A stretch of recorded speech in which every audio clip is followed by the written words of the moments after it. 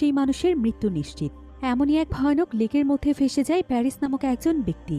আর এখানে প্রবেশ করার পর সে শত চেষ্টা করেও এখান থেকে বের হতে পারছিল না। তবে শেষ পর্যন্ত তার সঙ্গে কি হয়েছিল? সে কি ভয়ানক লেক থেকে বের হতে পেরেছিল, নাকি প্রত্যেকের মতো তারও সেখানে মৃত্যু হয়েছিল? সেটাই আমরা দেখব আজকের এই মুভিটির গল্পে। তাহলে চলুন ঘুরে আসা যাক অদ্ভুত এক রহস্যময় লেকের গল্প থেকে।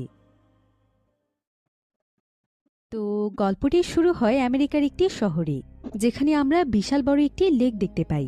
আর এখানে এই লেকের অন্ধকার গভীরে তলিয়ে যাচ্ছিল একটি কার। আর এখানে সেই কার্টের মধ্যে রয়েছে প্যারিস নামক একটি ছেলে এবং তার মা। যদিও প্যারিস এখন অনেকটাই নিজের হুঁশে ছিল, কিন্তু প্যারিসের মায়ের অবস্থা অনেক খারাপ হয়ে গিয়েছিল।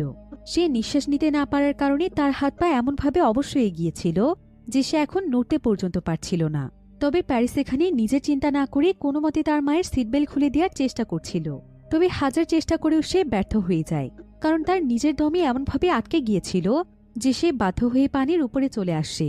এরপর সে সেখানে তার মাকে খোঁজার আপ্রাণ চেষ্টা করে, কিন্তু দুর্ভাগ্যবশত সে সেখানে তার মায়ের অস্তিত্বটুকুও খুঁজে পায় না।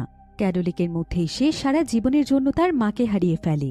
আর প্যারিসের সঙ্গে এই ঘটনাটি ঘটেছিল সেদিন, যেদিন প্যারিস তার মাকে নিয়ে ক্যাডোলিকের ব্রিজের উপর দিয়ে তাদের বাড়িতে ফিরছিল। আর সেদিন তাদের গাড়িটি ড্রাইভ করছিল প্যারিসের মা, যে কিনা অনেক ভালো একজন ড্রাইভার ছিল। কিন্তু যখনই তারা তাদের গাড়িটি নিয়ে ক্যাডোলিকের ব্রিজের উপরে পৌঁছয়, তখনই হঠাৎ করেই তার মায়ের কিছু একটা হয়ে যায়। তার হাত পা অনবরত কাঁপতে শুরু করে, আর মুহূর্তের মধ্যে সে গাড়ির নিয়ন্ত্রণ হারিয়ে ফেলার ফলে তাদের গাড়িটি সোজা ক্যাডোলিকের পানির গভীরে চলে যায়। আর সেখানেই প্যারিসের মায়ের মৃত্যু হয়ে যায়। তবে মায়ের এমন মৃত্যু প্যারিস কোনোভাবেই মানতে পারছিল না। এই ঘটনা তার মনের ভেতরে গভীর এক ক্ষত তৈরি করেছিল, যেটা কিনা আজ পর্যন্ত সে ভুলে যেতে পারেনি। তো এই দুর্ঘটনার পর পুলিশ যখন ঘটনার তদন্ত করে আর ডক্টররা যখন পোস্টমর্টম করে, তখন ডক্টরের কাছ থেকে প্যারিস জানতে পারে যে গাড়ি চালানোর সময় তার মায়ের নাকি সিজার অ্যাটাক হয়েছিল।